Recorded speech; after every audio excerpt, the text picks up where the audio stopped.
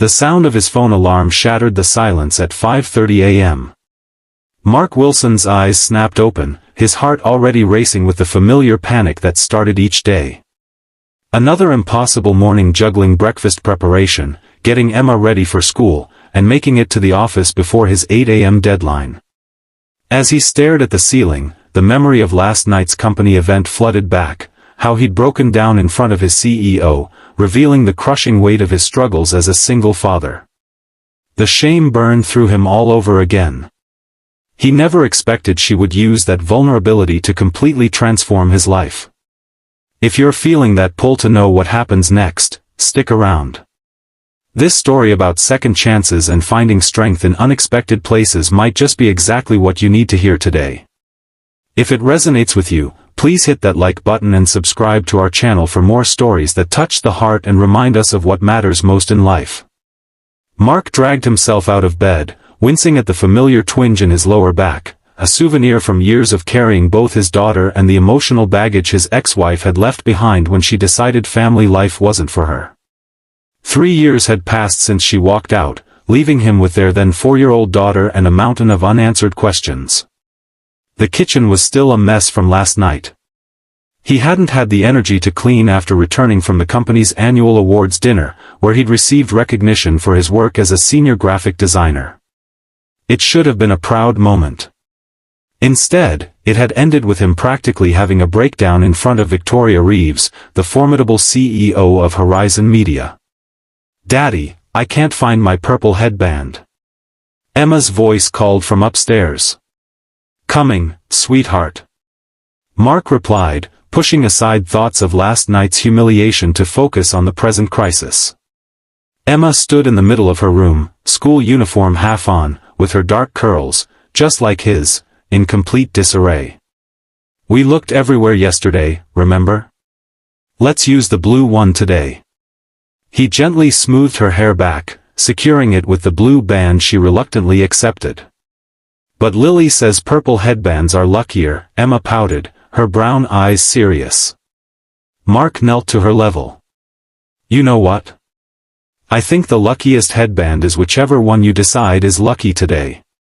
After dropping Emma at school, Mark arrived at the sleek downtown office building that housed Horizon Media. His stomach tightened as he badged through security. Would Victoria say something about last night? Would she look at him with that same mixture of pity and discomfort he'd seen in her eyes when he'd lost control? It had started innocently enough. She had approached him after the award presentation, congratulating him on his work for the Thompson account. One thing led to another, and somehow they ended up on the balcony, away from the crowd. Perhaps it was the 2 glasses of champagne, a rare indulgence, or maybe just the genuine interest she seemed to show, but Mark found himself confessing how overwhelmed he felt, how some nights he cried after Emma was asleep, terrified he was failing her. "Mr. Wilson?" The receptionist's voice pulled him back to the present. "Ms. Reeves would like to see you in her office. Right away." The walk to Victoria's corner office felt like a death march. Was he being fired? Had his emotional display violated some unwritten professional code? He couldn't lose this job, Emma's health insurance, their mortgage, everything depended on his position at Horizon. Victoria stood as he entered, her tall figure silhouetted against the floor-to-ceiling windows that showcased the city skyline. At 42, she was only a few years older than Mark, but worlds apart in confidence and power. "Mark, please close the door and have a seat." Her voice was steady, professional, revealing nothing.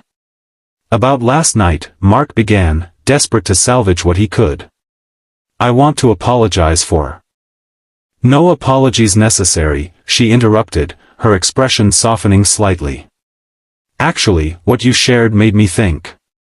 You're one of our most talented designers, consistently exceeding expectations despite what you're managing at home." Mark sat stunned as Victoria outlined her proposal. She wanted to establish a mentoring program for high-potential employees, starting with him. It would involve daily meetings, after hours, since that's when they were both available, to develop his leadership skills and prepare him for a possible promotion to creative director. "I don't understand," Mark finally said. Why me? Victoria leaned forward, her usually guarded expression open. Because talent like yours shouldn't be stifled by circumstances. And because I respect how you've handled your personal challenges without letting them affect your professional output. Until last night, I had no idea what you were dealing with. That first mentoring session was awkward. Mark arrived at 7 p.m., having arranged for Mrs. Patel next door to watch Emma. Victoria had ordered dinner, and they ate at her conference table while discussing his career goals. I haven't really thought beyond surviving each day, he admitted when she asked where he saw himself in 5 years. That's precisely the problem, she replied without judgment. When survival becomes our only goal, we lose sight of what we're surviving for. Over the next few weeks, the evening meetings became a strange highlight in Mark's otherwise exhausting routine. Victoria was a demanding mentor but also unexpectedly generous with her knowledge. She assigned him books on leadership, had him practice presentation skills, and gradually involved him in higher-level projects. One evening, about a month in, Mark arrived to find Victoria looking uncharacteristically tired. Bad day, he ventured, setting down his portfolio. She gave a small laugh. Is it that obvious? Board meetings always drain me. 12 men questioning every decision I make because they still can't quite believe a woman is running this company. It was the first truly personal thing she'd shared, and Mark felt a shift in their dynamic. I can't imagine anyone questioning your decisions for long. You'd be surprised, she said, then added more softly, it gets lonely at the top. As spring turned to summer, their meetings evolved. Sometimes they worked intensely on projects, other times, conversation flowed more personally. Mark learned Victoria had sacrificed relationships for her career, climbing from graphic designer to CEO over 20 years. She learned more about Emma, about the day Mark's wife left, about his dreams of one day having his own agency. You should bring Emma to the office sometime, Victoria suggested one night. We could order pizza, make it fun for her. Mark hesitated. She's been asking where I go every evening. She started calling you Daddy's special friend with the big office. Victoria laughed, a genuine sound that transformed her usually serious face. Smart kid. Must take after her father. The first time Emma visited the office was a revelation. Victoria, normally so poised and controlled, got down on her knees to admire Emma's drawings. She gave the little girl a tour, introduced her to the office fish tank, and somehow produced a stash of art supplies that kept Emma happily occupied while they finished their work. Your boss lady is nice, Emma declared on their way home. She doesn't smile with her mouth much, but she smiles with her eyes when she looks at you. Mark brushed off the comment, but found himself thinking about it later that night. Had Victoria's interest in mentoring him evolved into something else? And more troublingly, had his feelings toward her changed as well? Summer brought new complications. Emma's school was closed, and childcare became a constant juggle. After Mark had to cancel 3 evening sessions in 2 weeks, Victoria proposed a solution. What if we move our meetings to your place, she suggested. After Emma's bedtime. That way you don't have to find a sitter. The first time Victoria came to his modest suburban home, Mark was acutely aware of every imperfection, the worn furniture, the crayon marks on the wall he hadn't had time to clean, the general chaos of a home occupied by a single father and a spirited 7-year-old. But Victoria merely kicked off her heels at the door and commented that his place felt like an actual home, unlike her minimalist downtown condo. After putting Emma to bed, they worked at his kitchen table. It felt surreal. The CEO of Horizon Media sitting in his cluttered kitchen, drinking tea from his chipped mugs, occasionally glancing at the refrigerator covered with Emma's artwork. She's talented, Victoria noted, studying a particularly colorful drawing. Creative eye runs in the family. Their work finished earlier than usual that night. An awkward moment followed as they both realized the natural end to their meeting had arrived, but neither seemed ready to conclude the evening. Would you like another tea? Mark offered, desperate to extend their time together. Victoria hesitated, then smiled. Actually, do you have anything stronger? They moved to the living room with glasses of the whiskey Mark kept for rare occasions. Sitting on his couch, the professional veneer between them thinned further. Can I ask you something personal? Mark ventured, emboldened by the whiskey and the intimate setting. Victoria nodded, twirling the amber liquid in her glass. Why didn't you ever have children? You're so natural with Emma. A shadow crossed her face. I always thought there would be time. Build the career first, then the family. But years pass quickly when you're focused on climbing the ladder. It's not too late, Mark said gently. Maybe not biologically, but practically. I work 70-hour weeks. I've seen what you go through as a single parent, and you have half my responsibilities. Mark leaned forward. But you also have resources I don't. And from what I've seen these past months, you make time for what matters to you. The moment hung between them, charged with something neither was ready to name. It's getting late, Victoria finally said, placing her glass down. At the door, she paused. Thank you for tonight, Mark. Not just for the work, but for... She gestured vaguely, this. It's been a long time since I felt this comfortable with someone. Before he could respond, she leaned in and kissed his cheek, so quickly he almost wondered if he'd imagined it. Then she was gone, the taillights of her luxury car disappearing down his quiet street. That night, lying awake, Mark confronted the truth he'd been avoiding. He was falling for Victoria Reeves. His boss. A woman so far out of his league, from a world so different from his, that the very idea was laughable. And yet, there had been moments, glances held too long, casual touches that sent electricity through him, conversations that went deeper than mentorship required. The next morning, reality crashed back as Emma woke with a fever. Mark called into work, explaining he needed to stay home with his sick daughter.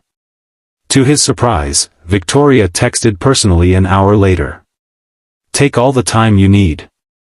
Emma comes first. Need anything? By evening, Emma's fever had worsened. Mark was debating whether to take her to the ER when his doorbell rang. Victoria stood there, holding a bag from the pharmacy and a container of soup. I hope you don't mind, she said, looking uncharacteristically uncertain. I remembered you mentioned not having family nearby to help. That night changed everything. Victoria stayed, helping administer medicine, taking temperatures, keeping Emma entertained with stories when she was awake, and finally sitting with Mark in exhausted silence after Emma fell asleep. You didn't have to do this, Mark said softly. Victoria looked at him, vulnerability clear in her eyes. I wanted to. These past months with you, with both of you, have made me realize how empty my life has become. All success, no substance. Victoria.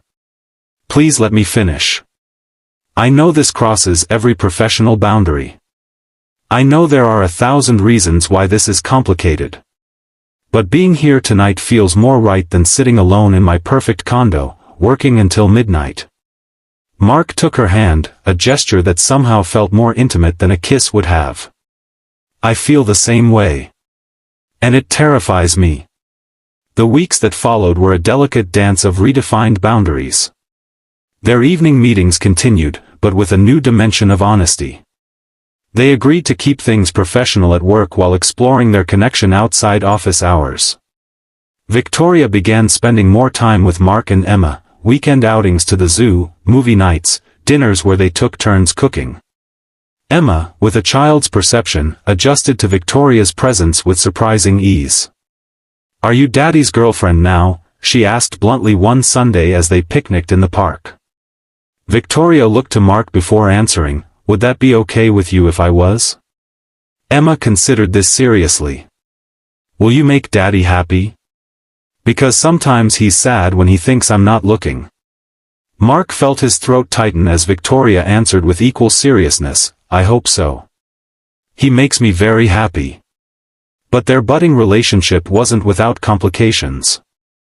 At work, rumors inevitably began. Mark overheard whispers about favoritism, about him sleeping his way to promotion. Victoria faced subtle questioning from board members about her interest in the creative department. The situation came to a head when Mark was officially nominated for the creative director position. The current director was retiring, and despite Mark's qualifications, the timing alongside his relationship with Victoria created a perception problem. "Maybe I should withdraw," Mark suggested during a tense discussion in Victoria's office, door firmly closed. "Or we should cool things off until after the decision is made." Victoria's expression hardened. "Is that what you want? To put us on hold for appearances?" "Of course not. But I don't want people thinking I didn't earn this position. And I don't want them questioning your judgment." "My judgment has always been questioned, Mark. That's what happens when you're a woman in power. If I started making decisions based on avoiding criticism, I'd never make any decisions at all." They left the conversation unresolved, a rare tension between them. That night, for the first time in months, they didn't meet. Mark put Emma to bed and sat alone, wondering if he'd ruined the best thing that had happened to him in years. His phone buzzed at 10 p.m. with a text from Victoria, "Come outside." She was sitting in her car in his driveway, looking both determined and vulnerable. "I'm not good at this," she said as he slid into the passenger seat. "Relationships. Compromise. I've spent 20 years making unilateral decisions." "I'm not exactly an expert either," Mark replied. "My one adult relationship ended with her leaving a note on the kitchen counter." Victoria took his hand. "Here's what I know. I love my job. I've earned every step of my success. But for the first time, it's not enough. I want this, you, Emma, us, more than I want to avoid criticism. But I need to know you want it too, enough to weather the storm that's coming." Mark thought about all they'd shared over the past 6 months, how she'd seen him at his lowest and most vulnerable that first night, how she'd believed in him when he couldn't believe in himself, how naturally she'd fit into his and Emma's life. "I've been surviving for 3 years, he said quietly. "Since you came into my life, I've started living again. Whatever storm comes, we'll face it together." The solution they devised was transparent but difficult. Victoria recused herself from the creative director decision, deferring to the executive committee. Mark would be evaluated solely on his portfolio and performance. And they disclosed their relationship to HR, accepting whatever policy constraints came with it. The following weeks were challenging. Mark faced both subtle and overt skepticism from colleagues. Victoria weathered pointed questions from the board. But they held firm, maintaining professional distance at work while continuing to build their relationship outside it. When the decision finally came, Mark was called to the conference room where the executive committee waited. Victoria was notably absent. "Mr. Wilson," the COO began, "we've reviewed your portfolio, your client feedback, and your leadership of recent projects extensively." Mark held his breath, preparing for disappointment. "The committee has voted unanimously to offer you the creative director position, effective next month." The validation was overwhelming. He had earned this on merit, not connection. When he finally saw Victoria that evening, she was waiting at his house with Emma and a homemade "congratulations" banner. "You knew?" he asked, emotion making his voice rough. "I was informed of the decision after it was made," she confirmed. "I wanted to celebrate properly, as family." That word, family, hung in the air between them. Emma danced around them, excited about the cake Victoria had brought, oblivious to the significant moment unfolding. 6 months later, Mark stood in his backyard, watching as Emma showed Victoria how to properly make a daisy chain.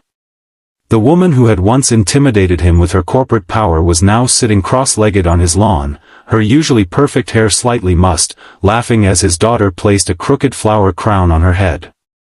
His phone buzzed with a work email. The Thompson campaign had won a national advertising award under his creative direction. Once, that would have been the highlight of his year. Now it was just another good thing in a life suddenly full of them. Victoria looked up, catching his gaze, and smiled, the real smile that had become more frequent, the one that reached her eyes and softened every sharp edge she presented to the world. She excused herself from Emma's flower lesson and joined him on the patio. "Penny, for your thoughts," she said, slipping her hand into his. "I was just thinking about that company dinner a year ago. How I thought I'd made the biggest mistake of my professional life, breaking down in front of you." Victoria leaned against him. "And I was thinking I nearly made the biggest mistake of my personal life by almost not following up with you." "Those private meetings saved me," Mark admitted. "Not just professionally. They saved us both," Victoria replied. "All those late nights talking about strategic planning and career development. When what we were really doing was building something neither of us planned for." Emma ran over, proudly displaying a particularly ambitious daisy chain. "Look what I made. It's for all three of us to wear in the pictures tomorrow." Tomorrow, their wedding day. Small, intimate, with Emma as the self-appointed flower girl and ring security, as she put it.